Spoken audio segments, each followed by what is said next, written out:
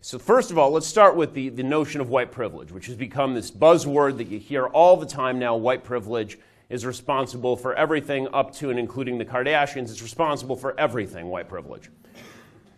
White privilege is a way to silence anybody who is not of color. That's what white privilege is. It is just a leftist bullshit term that means shut up because you are not a member of a minority group, a privileged minority group in the leftist space. It's reverse racism of the highest order. You're basically saying to white people who aren't racist, and you can't find any proof of their racism, that they must be racist because they're white. That is called racism. If you are accusing somebody of something simply because of the color of their skin without any evidence, that's called racism, gang. But you don't have to trust me. Let's go through what other people say the definition of white privilege is. You know, folks on the left, what do they say that white privilege is? Well, here's the definition of white privilege from the Southern Poverty Law Center. There's a book that I'm sure was just a massive bestseller in its day called White Anti-Racist Activism, A Personal Roadmap.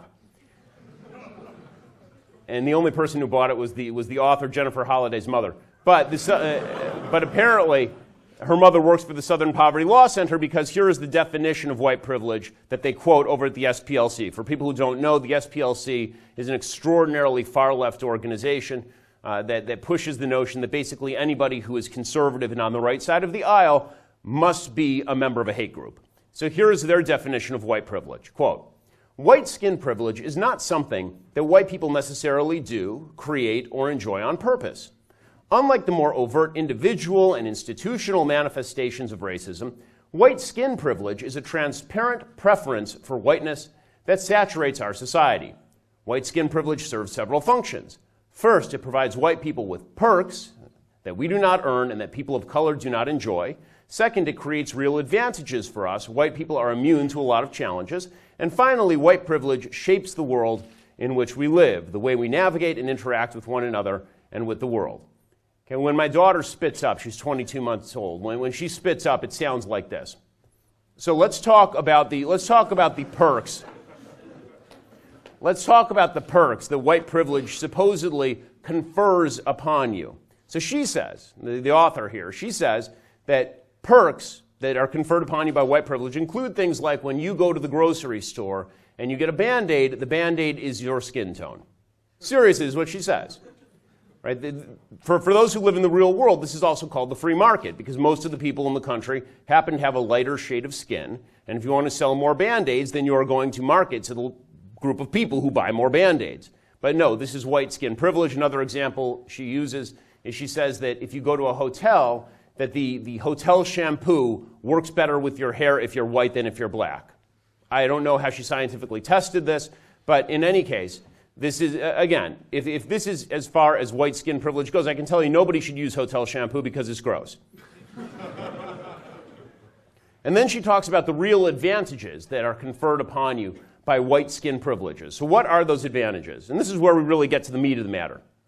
She says those advantages include skin color, quote, not working against me in terms of how people perceive my financial responsibility, style of dress, public speaking skills, or job performance, as well as people not assuming I got where I am professionally because of my race, and store security personnel or law enforcement officers do not harass me, pull me over, or follow me because of my race. So this is the argument, that America is a deeply racist country that is imbued with this white skin privilege, and that if you are black, you can never overcome this white skin privilege because you live in a deeply racist system that has been created by Western civilization, a Western civilization founded on racism, sexism, and bigotry.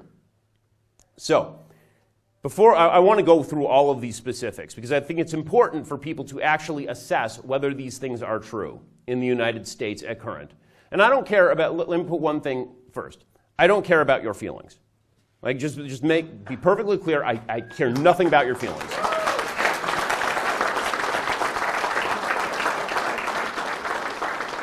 I don't want to hear about your feelings. I don't want to hear about your subjective emotions. I don't want to hear about your heart cries out to that. I don't care. You're not my wife. You're not my kid. I don't give a damn.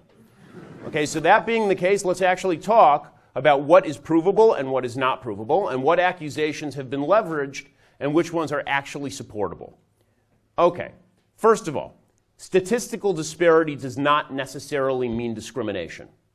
This is the first thing you need to know. Okay? Anybody who's ever been in a statistics class knows that this is true. Right? If they still teach statistics and it's not too much of a microaggression. So statistical disparity does not always mean discrimination. Right? The vast majority of people who play in the NBA are black. Very few of them are 5'9" Jews. Right? That is not because there is some sort of anti-Semitic conspiracy to keep 5'9" Jews out of the National Basketball Association. I mean, I can't complain that I don't play for the Los Angeles Lakers, right? This is because the reality is that in America, it tends to be, just as a general principle, meritocracy rules. That's true from the NBA to the halls of academia, and it is certainly true on college campuses. Okay, so let's go through some of the accusations that have been made about white skin privilege. So financial responsibility, right? So this particular author, she said that one of the things that works against you if you're black in the United States is how people perceive your financial responsibility. Okay, first thing to say here, capitalism is colorblind. The only color that capitalism cares about is green. Okay, capitalism seriously doesn't care about your color, it doesn't care about your race, it doesn't care about your sexuality. In fact, capitalism is the single best way to overcome racism and sexism and bigotry and homophobia, because if you decide to be any of these things, if you decide to be a racist, sexist, bigot, homophobe, the guy next door will not, and he will take all of that money from you. You will be outcompeted. This is the beautiful thing about capitalism. Your advantage in the marketplace is catering to as many clients as possible and to hiring the best people possible. But the usual statistics that are thrown out are statistics about, for example, lenders systematically discriminating against qualified black borrowers. The truth is that if banks routinely did this, they would go bankrupt, of course, because there would be other banks that came in and spend money on black borrowers, and those people would pay back their loans, and these banks would be able to make a mint off of all of this. In fact, it turns out that according to a University of Iowa sociologist named Sarah Harkness, she did a study just last year, it turns out that lenders actually discriminate against black males and white women for some reason. Or they don't discriminate at all, right? Because her statistical size was not big enough. But what she came up with was that black women were lent to at the same rate as white men in her experiments, which just doesn't make any sense. So you have to start thinking, is this something that we ought to take seriously or something that we ought to take with a grain of salt? But I will tell you one area in which there was discrimination, and that is the widespread perception that black people were not getting loans led the federal government to create a subprime lending program specifically designated to get people of minority ethnic status into homes they could not afford with bad credit. Okay, if it had all been lending discrimination, you would have assumed that Fannie Mae and Freddie Mac would have been fine. There would have never been a subprime mortgage crisis. In 1995, President Clinton's Housing and Urban Development Department agreed to let Fannie and Freddie get affordable housing credit for buying subprime securities, particularly with regard to low-income borrowers. So white privilege in the United States extends to the fact that if you are not a member of the white privileged class, you have a better shot of getting a subsidized loan from the federal government. And by the way, there are laws on the books in the United States that if you can prove discrimination in lending, you can sue the hell out of these banks. And in fact, banks have had to settle based on historic discrimination. Nothing I'm saying here says discrimination has never existed in America's history. That would be stupid and afactual. But to suggest that it is a continuing factor in American life that is putting people under the boot of the white establishment is just factually nonsense. Okay, style of dress. We talk about white privilege with regard to style of dress. Okay, seriously, this is nonsense. If there is no white privilege with regard to style of dress. Because here's the reality. If you sag your pants and somebody says to you, pull up your pants and you're a white guy, nobody says a word. If you sag your pants and you're black and somebody says to you, pull up your pants, you will be called a racist. Right? This has actually happened.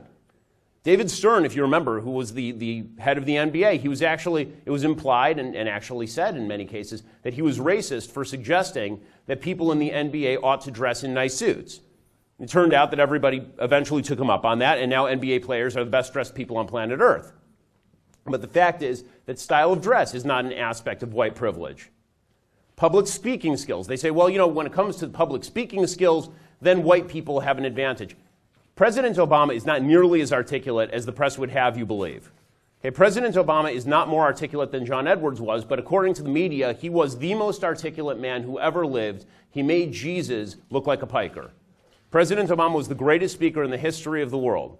And part of that was because the media gave him affirmative action points. They did. Because if anybody said the sort of inarticulate things that President Obama has said routinely when he's off teleprompter, they'd be raked over the coals for it. Job performance, right? They say there's discrimination in job performance, and this is white privilege, right? The fact is that Mizzou has affirmative action in its hiring processes. There are already laws on the books that bar discrimination based on race in hiring. There's already a federal Equal Employment Opportunity Commission that investigates charges of racism on a routine basis. It has a program. It's called E-Race, the Eradicating Racism and Colorism in Employment. It's designed to fight discrimination against people of color. That is not white privilege. That is the government going out of its way to attempt to fight individual racists and, in some cases, go beyond the evidence in order to demonstrate racism. The idea that, especially on college campuses, that black folks on college campuses, people of color on college campuses are suffering from some unspecified white privilege, really talk to the Asian guy who has to score 230 points above the black guy in order to get in the same college before you tell me about white privilege. Okay, the fact is that affirmative action programs across the country, de facto and not de facto and in law as well, all of these programs are specifically created in order to get ethnic minority students with lower SAT scores into the building. Okay, if it's white privilege to sit on the side because you can't go to college because the black guy took your slot because he had a lower SAT score, and it didn't matter that he grew up rich and you grew up poor. Right? If that's white privilege, then nobody would want to be a member of the white privileged class.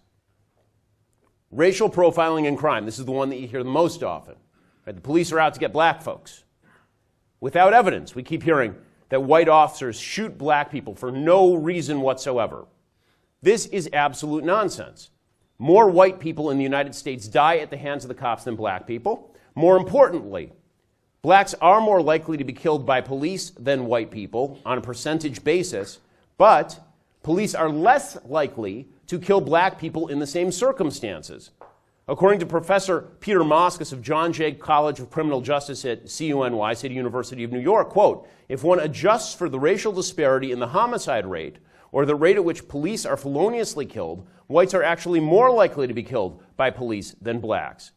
In other words, if you take a look at the murder rate in the black community, which is significantly higher than the murder rate in the white community, and you use those statistics rather than just general population statistics, what you see is that the cops overrepresent in terms of the number of whites that they kill as opposed to blacks that they kill. How about racial profiling when it comes to speeding? Right? You get this one a lot. Driving while black. Well, if you remember back to the 1990s, there was a big hubbub. There was a settlement actually from the state of New Jersey in which the state of New Jersey was accused of discriminating against black drivers. Right? Black drivers were saying that they were being pulled over for no apparent reason. Well, the Department of Justice and the New Jersey Attorney General commissioned a study, and they clocked the speed of all the drivers. Instead of just assuming that everybody drives the same speed regardless of race, which again was an evidenceless proposition, they actually went ahead and they looked at how do people drive in the state of New Jersey. Turns out that black people sped disproportionately. Blacks were 25% of all the people speeding and 23% of all the people getting speeding tickets. Right? So the idea that just because there's a disproportionality that is evidence of racism, it's just not true. How about sentencing disparities? I mean, as long as we're myth-busting all of this, how about sentencing disparities? Right? There's this idea out there that black people and white people who commit the same crime, they go to jail for different periods of time. Particularly, people like to cite the disparity between crack and powder cocaine sentences. Okay, the fact is that the reason that there is a disparity between crack and powder cocaine sentences is because it is easier to distribute crack, and it is easier to sell crack, and it is easier for people to get high off of crack. And the people who are the moving forces behind the crack powder cocaine disparity were black legislators in inner cities who didn't want people selling crack cocaine in their communities. A majority of black legislators voted in favor of of disparities in terms of crack versus powder cocaine. As early as 1994, the Justice Department surveyed felony cases in the country's 75 largest urban areas. They found lower felony prosecution rates for blacks than for whites. Actually, the truth is that one of the biggest problems plaguing black communities right now is under-policing, not over-policing. It's not finding people who kill people and putting them in jail. It's not finding serious criminals and putting them in jail. There's a great book called Ghettocide by a very leftist journalist named Jill Levy. She talks specifically about this. She says that one of the things that is necessary if you want a better lifestyle in inner city black communities is more law enforcement. You need people to feel protected. The reason people aren't investing in Ferguson, Missouri has nothing to do with racism and everything to do with the fact they don't want to have their store burned down. If you're worried about the property crime rates in an area, you're not going to invest in that area. You want to build up those areas. You need more cops, not less, so stop bashing the cops.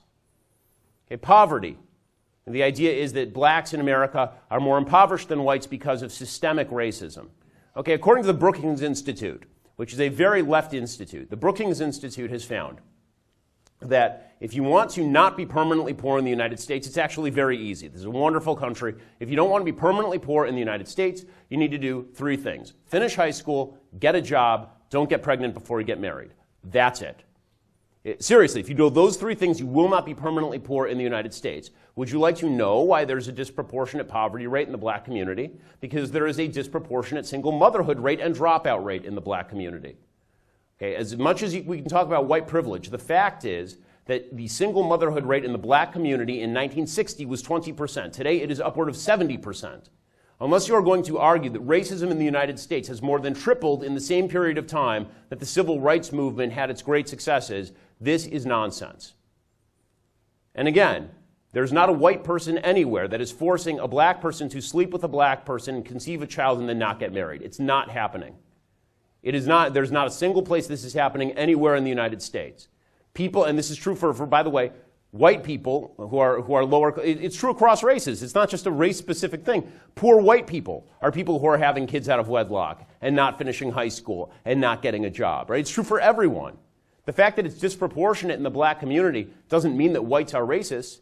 It means that something needs to change inside the black community and people need to start taking personal responsibility. I know these words are out of style. Personal responsibility for the stuff that you do. It is your life. Make something of it. So, here's the deal with white privilege. Because white privilege always assumes racism without evidence, always assumes racism without evidence, when there is no racism, they simply make up the evidence with regard to white privilege. So here at Mizzou, they just make up the evidence of white privilege. They can't find evidence of white privilege, so what they do is they just make it up. Right? They make up stories about how a poop swastika, which I'm Jewish, okay? Swastikas aren't aimed at black people. Okay, a poop swastika in a bathroom somewhere, this is somehow evidence of a grand racist conspiracy led by Tim Wolf. Right? Okay. I wasn't aware that Tim Wolf scrawls poop swastikas in his spare time. Right? When it comes to stories like Jonathan Butler's story about how he was hit by the president's car, he was hit by Tim Wolf's car. If you watch the tape, he was not hit by Tim Wolf's car. There's a thing called video, gang. You should use it.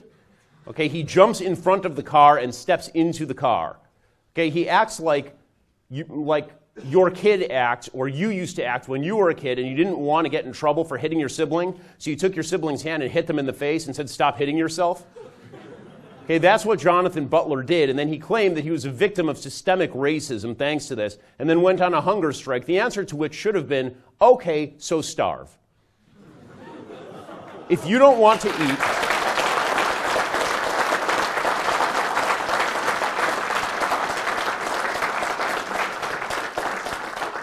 it's a free country, gang, and if you don't want to eat, it's your own damn problem. Okay, they make up evidence with regard to things like Michael Brown. Okay, we're still hearing that, we heard that here on this campus, that this whole big movement here sprang from what happened in Ferguson. Never have I ever heard a better example of how bullshit in one place turns into bullshit in another place. Okay, Michael Brown was a bullshit story from the absolute beginning to the absolute end. Eric Holder's racist Department of Justice found that the shooting of Michael Brown was entirely justified. St. Michael of the gentle giantedness was a thug, he was a criminal, he strong-arm robbed a convenience store, he punched a cop, he tried to grab the cop's gun, the gun went off, he then tried to charge the cop according to the testimony of black witnesses in Ferguson. That is why the grand jury did not go forward. So, but again, If you believe in white privilege and you can't find the evidence, then you just make up the evidence. It's really convenient. This is also true, by the way, with regard to the grand crusade that surrounded St. Trayvon of the Blessed Hoodie. Right? The fact is that Trayvon Martin was sitting on top of George Zimmerman by witness testimony and physical evidence, sitting on top of him, banging his head into the ground, breaking his nose, and then George Zimmerman shot him. Okay, it's all there. It was all there when they did the trial. But it turned into another instance of racist white Hispanic people, right? Because George Zimmerman was actually Hispanic, but he is the first white Hispanic in history, just like Barack Obama is our first white black president because he was half black and half white. George Zimmerman turned into a white Hispanic, the only one that has ever been. He's like he's an endangered species wandering the plains.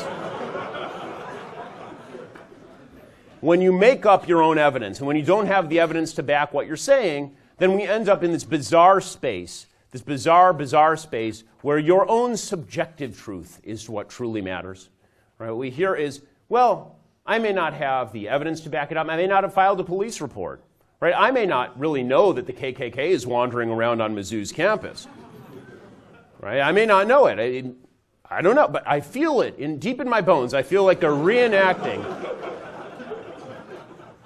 Deep in my bones, they're truly and absolutely reenacting Birth of a Nation out there on the quad. That's what they're doing. And it doesn't have to be the truth. It just has to be my truth. It's just my truth. Okay, folks, there's another name for your truth, and it's bullshit. Okay? The fact is that there is something called truth, and there is something called not truth. Okay? There is no such thing as your truth.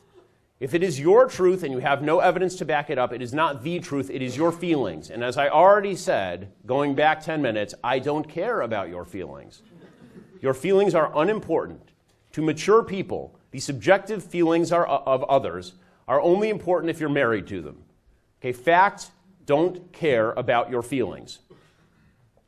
So, now the left collapses to all of this because the left on campus, the administrators, they collapse to all of this because they're on the side of a lot of these protesters when it comes to tearing down basic truths about Western civilization. Western civilization, to a lot of these administrators who cave to all of this, there's only two explanations. One is that they're cowards, and the other is that they're on the side of the people who are protesting. Cowardice is definitely a plausible explanation for a lot of these folks because they're not used to being assaulted this way on a rhetorical level. But there is also a good argument to be made that a lot of these college administrators are people who side with this leftist agenda, this world-changing agenda. These were all the people who protested in the 60s and took over the buildings, and now their grandchildren are eating them. And so they're siding with the protesters because they feel like they're part of the movement because every revolution ends up eating the fathers of the revolution. And so this is just the next logical step in the evolution.